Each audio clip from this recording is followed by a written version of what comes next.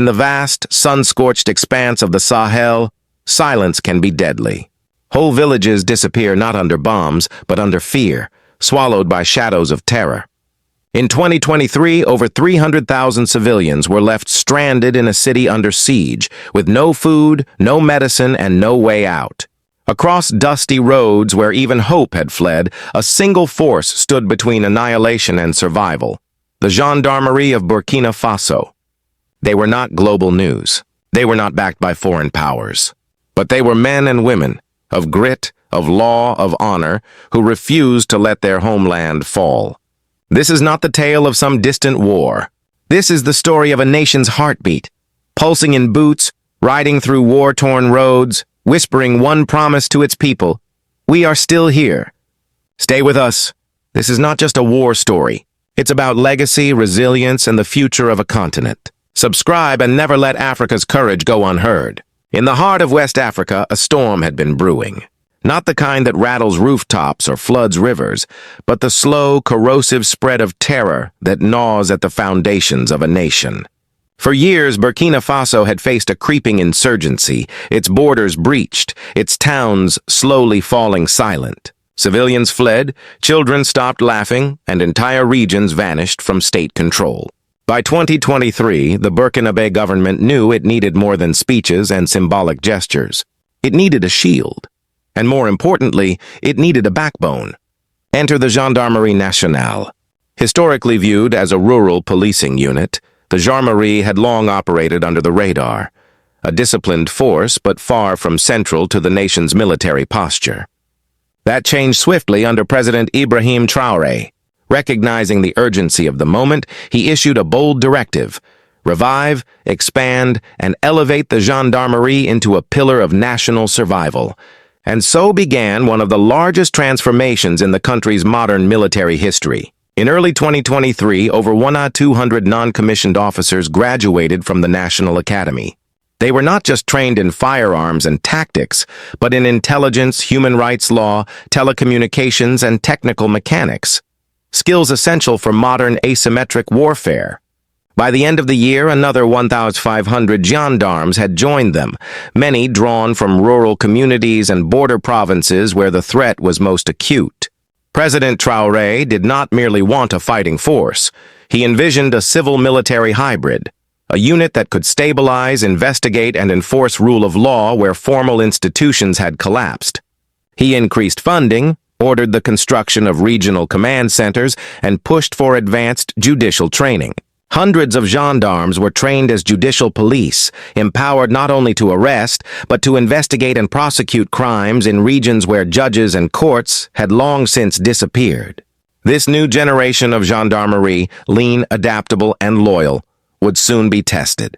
That test came with the launch of Operation Kapadougou, the most ambitious military campaign in recent memory. Its mission: reclaim Boulay du Houn, a region choked by terrorist influence and fear. Once a patchwork of farms and marketplaces, Boulay du Houn had become a breeding ground for chaos. Extremist fighters, many linked to the JNIM network, had seized roads, planted IEDs, and turned schools into sniper nests. The civilian population, largely abandoned, had retreated into bushlands and cellars. Lawlessness reigned. And then the gendarmerie arrived. Riding in on motorcycles and camouflaged armored trucks, the Yarmams deployed not with bravado, but with grim purpose. They worked side by side with rapid intervention battalions and community defense volunteers, sweeping villages like Tugantoma and Gassan. Every well was checked for bombs. Every rooftop was scanned for snipers. Every footpath could be death, but their role extended beyond combat. In village after village, they became the first government presence in years. Their uniforms, crisp, disciplined, were more than cloth. They were symbols. Mothers wept at the sight. Children peered out from huts and waved. In silence, they said, "We are not forgotten." Caches of weapons were uncovered. Explosives were disarmed. Suspected militants were arrested or neutralized. In coordinated waves, more than 4,000 civilians were safely evacuated, escorted out of danger zones into temporary camps administered by humanitarian partners. The operation was brutal, and it came at a cost. Several gendarmes were injured. Others buried beneath the soil they swore to defend. But morale did not break. It hardened. And behind every decision, every checkpoint secured, every child rescued, loomed the guiding hand of one man, President Traoré. He received hourly updates from the field. He ordered reinforcements when needed. And most importantly, he made it known that the gendarmerie was not an afterthought. It was the state. In towns like Gassan and Toma, the dust of retreat began to settle. Markets reopened. Women returned to the rivers to wash clothes. School bells, long silent, began to chime again. Capadougou was more than a military maneuver. It was a declaration. Burkina Faso would not yield. But far to the north, in the besieged city of Jibo, the greatest test of the gendarmerie's resolve was still to come. While Operation Capadougou restored breath to towns in Boulay-du-Houn, a deeper wound festered in the north, a wound called Jibo. Once a thriving town nestled near the borders with Mali and Niger, Jibo had become the symbol of Burkina Faso's torment. By mid-2023, it was completely encircled by extremist factions. Food convoys were attacked. Medical aid was hijacked. Phone signals fell silent. Jibo was suffocating, slowly, painfully, and in full view of a world that had long turned its gaze away from the Sahel. Inside the city, over 300,000 civilians were trapped. Children cried themselves to sleep in hunger. Hospitals ran out of bandages, let alone medicine. Some aid had to be dropped by air, as roads were death traps laced with bombs. And yet, the people endured. But endurance without action becomes surrender. President Traoré knew this. He understood the cost, strategic and psychological, of allowing Jibo to fall. It would not just be a lost city, it would be the crumbling of national morale. The terrorists were not just testing geography. They were testing the soul of a nation. And so, Traoré launched a counteroffensive unlike any before. He activated the national mobilization strategy, pulling in regional commanders, volunteer defense brigades, and elite army units. But at the heart of it all, once again, stood the Gendarmerie. Armed with updated intel, aerial surveillance, and local terrain knowledge, the Gendarmerie spearheaded entry routes into Jibo. Their first task, clear the roads of improvised explosives. Their second, protect advancing convoys. Their third, ensure that once liberated, Jibo would not fall again. They moved quickly and precisely, sweeping perimeters, securing intersections, and checking abandoned homes for hidden traps. In coordination with Army Command and local volunteers, they launched wave after wave of reclaim efforts. And then the impossible happened. Gunfire faded. The sound of engines replaced fear. From behind shuttered doors, civilians began to peek out. And on 12th October 2023, the first gendarme convoy rolled into Jibo. There were no banners, no triumphal music, just silence, followed by weeping. Families embraced soldiers. Elders bowed their heads. Children saluted men they had never met, but whom they would never forget. It was not just a tactical victory. It was a moment drenched in dignity. But victory alone was not enough. The Gendarmerie did not leave. They stayed. They set up command posts and mobile clinics. They assisted in aid coordination, working alongside civil groups and NGOs. They patrolled the markets, guarded reopened schools, and stood watch over clinics as nurses returned to work. In doing so, they became more than soldiers. They became symbols of order, of return, of hope. For many in Jibo, it was their first contact with state authority in over a year. But this was not the cold bureaucracy of distant ministers. These were men and women who carried rifles in one hand and baby formula in the other. Word of Jibo's liberation spread like wildfire. From Ouagadougou to Bobo Dioulasso, citizens erupted in joy. But more importantly, confidence began to grow. In coffee stalls and village squares, people began to say it out loud, "We're winning."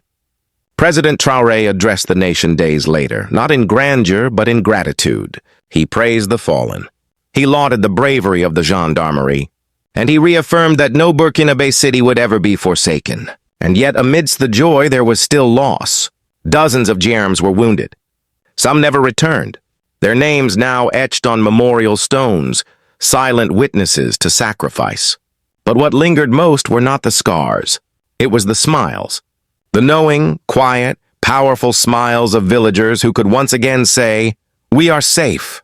But in a country long fractured by fear, could this momentum hold? Or would the ghosts of the past return with new faces? Victory, as history has shown, is never just about reclaiming land. It is about what you do once the guns go quiet. And in the aftermath of Jibo's liberation, the true test of national healing began. In the weeks following the counteroffensive, life in Jibo and the surrounding regions began a slow resurrection. Streets once haunted by silence were now dotted with vendors selling bread and firewood. Children carried plastic chairs and notebooks, returning to schools guarded by armed patrols. Clinics reopened with international assistance. But beneath the surface, fragility lingered. It was here that the Gendarmerie again showed its evolution. No longer just a force of reaction, but one of civil recovery. Assigned to key districts across the liberated zones, GERMS became a bridge between people and state. They registered displaced civilians, documented war crimes, mediated land disputes, and protected supply lines for aid. In communities where local authorities had either fled or been killed, the Gendarmerie stepped in, not as conquerors, but as protectors. This was a radical shift in perception. Just 2 years prior, trust in uniformed forces was thin. Accusations of abuse, political meddling, and disconnection had stained the reputation of many security units. But the Gendarmerie, restructured and reoriented under President Traoré, had carved a new identity, one built on proximity, restraint, and reliability. More than 4,000 civilians had been evacuated safely during operations. But in the weeks that followed, tens of thousands returned home, not because they were told to, but because they believed safety was real again. Economically, small but critical signs of revival emerged. Trade routes to Mali reopened. Local markets began importing flour, salt, and cloth. Agricultural activity resumed in surrounding villages, as fields were cleared of mines and irrigated once more. Still, challenges loomed. Local governments struggled to resume full operations. Some teachers and health workers remained reluctant to return, and tensions simmered between returning civilians and those who had stayed, each group blaming the other for perceived collaboration or cowardice. In response, the Gendarmerie expanded its civil-military engagement. Officers conducted peace circles with elders, helped mediate inter-community disputes, and, in a striking show of reform, even offered trauma counseling with the help of military chaplains and trained volunteers. At the national level, political ripples were unavoidable. Traoré's approval ratings surged. In parliament and public discourse, opposition voices, once highly critical of his militarization strategy, began acknowledging the effectiveness of his Burkina Faso counter-terrorism doctrine. The government's messaging shifted from defense to reconstruction. Ministries began fast-tracking infrastructure projects to support regions previously under siege. Yet skeptics remained. Human rights groups warned of overreach. Analysts cautioned that relying too heavily on military-led governance could set a dangerous precedent. Some foreign donors hesitated to re-engage, concerned about long-term political stability and the lack of independent civilian oversight. But for many ordinary Burkinabe, none of that mattered, not when their villages had just rediscovered peace. Across towns, graffiti began to appear on walls. "We stand with the JARM." In marketplaces, folk songs emerged, celebrating the return of sons in uniform. Social media was flooded with images of gendarmes hugging children, guarding mosques, and helping elderly women carry water jugs. Something had shifted, not just in law, but in heart. Yet questions remained. Would this momentum hold? Could the Gendarmerie continue to balance firepower with compassion? And as the lines between soldier and civil servant blurred, how would this force stay true to the values it now symbolized? Comment prompt: if you believe no child should ever grow up in war, comment below, "Africa deserves peace." Cliffhanger. But while Burkina Faso tended its wounds far beyond its borders, powerful players were watching and waiting. As the dust of war began to settle in Burkina Faso, it was not only local eyes that watched the Gendarmerie's rise. Across embassies and foreign ministries, a quiet reckoning was underway. The world, long disengaged from the Sahel, was being pulled back into its orbit, not by diplomacy, but by necessity. And yet the reaction was mixed. Western capitals, notably Washington, London, and Paris, responded with caution. France, once the colonial power and longtime military presence in the region, had already drawn down its troops following tensions with the Burkina Faso government. The end of Operation Barkhane marked not just a withdrawal of soldiers, but of trust. The United States, though still active in intelligence cooperation, remained largely silent on the internal military reforms in Ouagadougou. There were murmurs of concern over democratic backsliding and press freedoms, but few concrete policy shifts. The UK, while diplomatically present, issued generic statements praising regional stability, but avoided any strong endorsement of President Traoré's strategy. Elsewhere, the power dynamics shifted. Russia deepened its influence, offering military training and strategic advisory support, albeit through opaque mechanisms. Turkey and the UAE began courting economic ties, seeing in Burkina Faso a gateway to untapped Sahelian markets. China, always cautious, made discreet infrastructure pledges, waiting, as it often does, for moments of maximum opportunity. Within Africa, however, the response was louder and more polarized. ECOWAS, once the main bloc for West African unity, struggled to find a cohesive stance. Some member states called for engagement. Others pushed for sanctions, citing concerns about militarization. The African Union, while applauding anti-terror gains, warned of long-term civilian-military imbalances.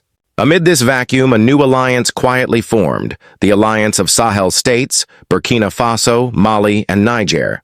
Each led by military figures, each having broken ties with France, and each declaring sovereignty not as rhetoric, but as national policy. Together, they outlined plans for shared defense, intelligence, and border protection. At the heart of this vision stood a reimagined regional security model, not driven by NATO or the UN, but by Sahel security forces themselves. Forces like the Gendarmerie of Burkina Faso were no longer seen as supplementary. They were strategic cores. To some, this was liberation. To others, dangerous ambition. But President Traoré made no apologies. In a speech delivered at Camp Paspanga in mid-2024, he stated, "We are not isolationist. We are sovereign. Burkina Faso will work with any nation that respects our dignity, and none that does not." And the world listened, some with approval, some with fear. Cliffhanger. But as new alliances form and old ones fade, one question looms. Can African security truly be African-led and sustained? Victory is never final. It is only the beginning of another chapter, one that demands even more courage, clarity, and conviction. For Burkina Faso, the road ahead remains treacherous. But for the first time in years, it is a road that can be walked, not crawled. The liberation of Jibo and the restoration of Gassan were not endpoints. They were signals that the tide can turn, that hope can return, and that Africa's battles can be led by African hands.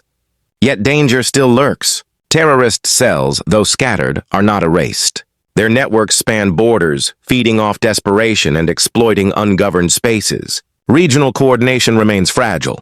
Economic recovery is slow, and the international spotlight has already begun to fade once more, a familiar cycle for a continent often remembered only in moments of crisis. The question now is, can Burkina Faso sustain what it has started? The answer, in part, lies with the Gendarmerie. With its ranks replenished, its doctrine reformed, and its image restored, the Gendarmerie stands as both shield and compass. But it must resist politicization. It must stay connected to the people it now walks among. And it must not lose the humility that made it beloved, not feared. In Ouagadougou, a new generation of officers is already being trained, not only in arms, but in law, ethics, and cultural awareness. The goal is clear. A security force rooted in the soil it defends, accountable to the citizens it serves. But this is not just a Burkina Faso challenge. It is a continental call. Across Africa, from the plains of Nigeria to the forests of Congo, communities are watching, asking, can we do the same? Can local courage outlast foreign dependency? Can the dream of sovereignty become more than a slogan? To the elders across the diaspora, those who remember when Ghana rose, when Mandela walked free, when Patrice Lumumba's name echoed across churches in Chicago, This story is for you. You know that freedom is not given. It is taken, kept, guarded. And so we ask, what will it take for Africa to stand on its own, not as a continent begging for peace, but building it? Cliffhanger. Because the flag is up, the people are ready, and history is watching what happens next. Across the dusty fields of Toma, the shattered roads of Jibo, and the quiet markets of Gassan, a new rhythm is returning. Cautious, yes, but undeniable. The story of Burkina Faso is no longer just a footnote in security briefings. It is a testament to what happens when a people decide they will not disappear. The Gendarmerie, once overlooked, now revered, has become more than an institution. It is a mirror reflecting a nation's will to live, to defend, and to rebuild. It showed that Burkina Faso counter-terrorism does not require foreign occupation, only domestic conviction. And it proved something greater, that strength, when married to honor, can heal what terror tried to erase. The rise of the Sahel security forces, from Mali to Niger to Burkina Faso, marks a turning point in African sovereignty. For decades, the world told Africa to wait, for help, for aid, for leadership. But now, from within its own ranks, Africa is beginning to answer itself. Still, the road ahead will not be easy. There will be setbacks. There will be loss. But there is, for the first time in a long time, a foundation to build upon. And as long as the flag rises each morning, over outposts, over homes, over hearts, the story is not over. To the diaspora, to the elders, to those who marched for justice in places far from Ouagadougou, this is the moment we were meant to see.